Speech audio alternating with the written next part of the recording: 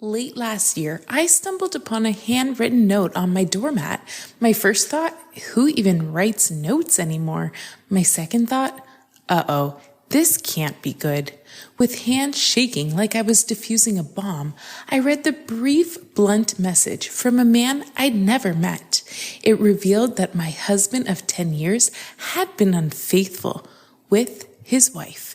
And the cherry on top, the entire office knew. Fantastic. He signed off with a polite, I thought you'd want to know. Gee, thanks for the heads up, buddy. I crumpled to the floor, sobbing in the grand hallway of our beautiful 5-bedroom home. Convinced our marriage was toast, I was ready to call it quits. Fast forward 9 months, and guess what? Nick and I are still very much together.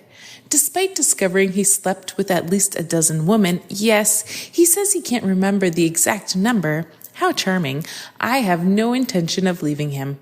Why, you ask? Well, while our children were definitely a factor, I'm staying in this marriage for me, too. I still love my husband and find him as attractive as when we first met 15 years ago. He's like a human boomerang. I just can't throw him away. And let's be real, no marriage is perfect. I have to admit, embarrassing as it is, that I became one of those wives who put their husbands at the bottom of the to-do list. Post-children, our once thrilling sex life evaporated. That's why I've decided to forgive his infidelities not just once, but twice.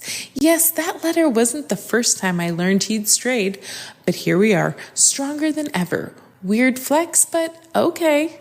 Ironically, I met Nick through work too.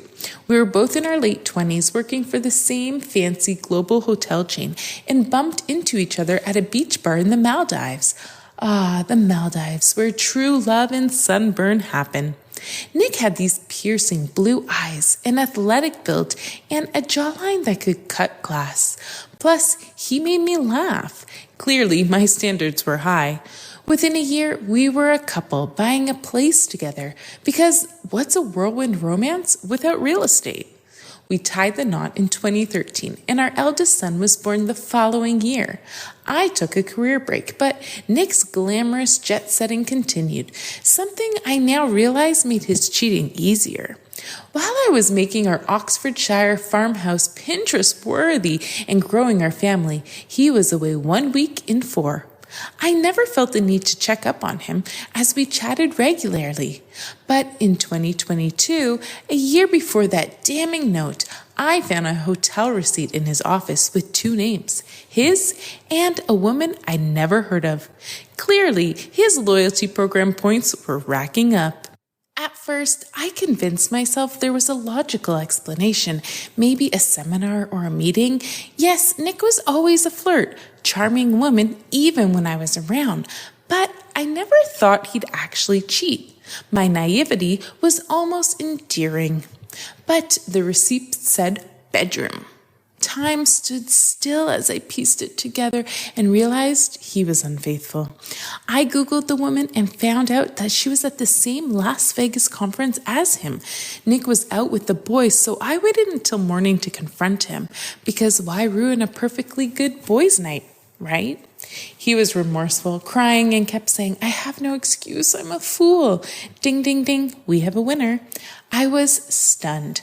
Pregnant with our 3rd son, I went between fury and heartbreak, but I never considered leaving him. Instead, I convinced myself it was a one-off and partly my fault because we rarely had sex. Oh, the mental gymnastics. I wasn't about to contemplate a future raising 3 children alone. We made the mistake of never really talking it through. Overwhelmed by family life and focusing on my pregnancy, I wanted to forget about it, just sweep it under the rug. I didn't confide in friends. It was too humiliating, especially when deciding to stay knowing people would judge both of us. The social fallout? No thanks. So I let it slide. Big mistake, because 18 months later, that letter dropped another bombshell. Nick had done it again. Surprise, surprise. At 42, a stay-at-home mom of 3, I was determined to tackle the issue head on. When our sons, then 9, 5, and 14 months, were in bed, I calmly put the letter on our kitchen island and asked him to confirm if it was true. "Oh, God, I'm a mess," he gasped. "This is a mess. I'm so sorry." Cue the violins. My heart pounded, convinced we were finished. And it got worse. I asked, "Is this something that happens often, Nick?" I had to know how deep the rabbit hole went. Showing little emotion, he confessed to at least a dozen one-night stands over 5 years. Ignorance is sometimes bliss. Shocked and distressed, I rushed to the toilet to be sick. Lovely visual, right? Nick explained he'd gotten into a cycle of the odd one-night stand after our second son arrived. He hated himself for it, didn't know why he risked everything. Crying, he begged me to believe it was only ever one-night stands, not affairs. How comforting. He even had rules. Never bring someone back to the marital home. Never sleep with the same woman twice, as if that made it better. And he'd broken that rule with a colleague, as her husband detailed in his letter. Double fail. Just when I thought my head couldn't spin more, Nick suggested I should take some blame. After all, I was a football mom on the PTA or at the gym and had no time for him. Oh, so it's my fault now? When he traveled for work, he had to pack his own case. Poor Dums, the horror. I lost it, shouting at him for daring to blame me. How dare he? Later, as my anger cooled, I considered he might have a point. Before kids, we'd have sex 4 times a week. Now, it was twice a month, if we were lucky.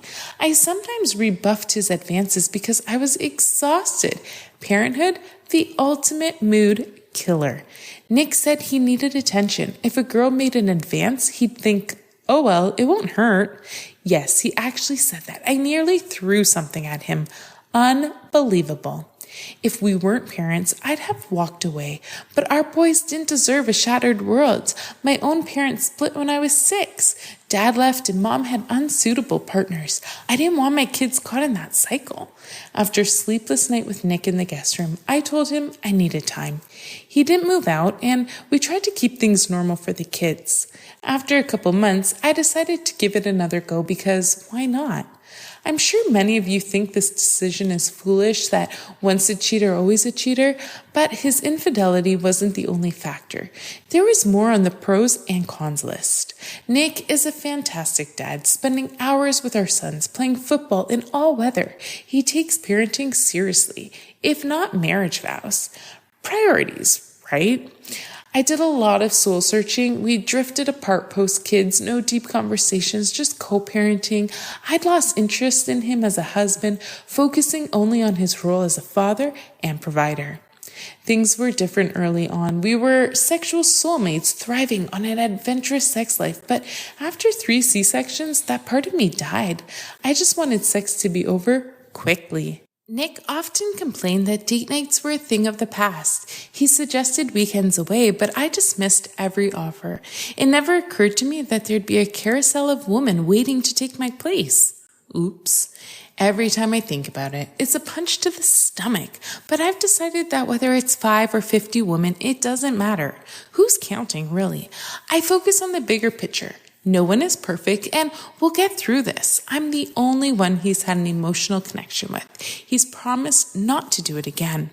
You might be rolling your eyes, but I'm choosing to trust him for the sake of our marriage, our children, and my sanity.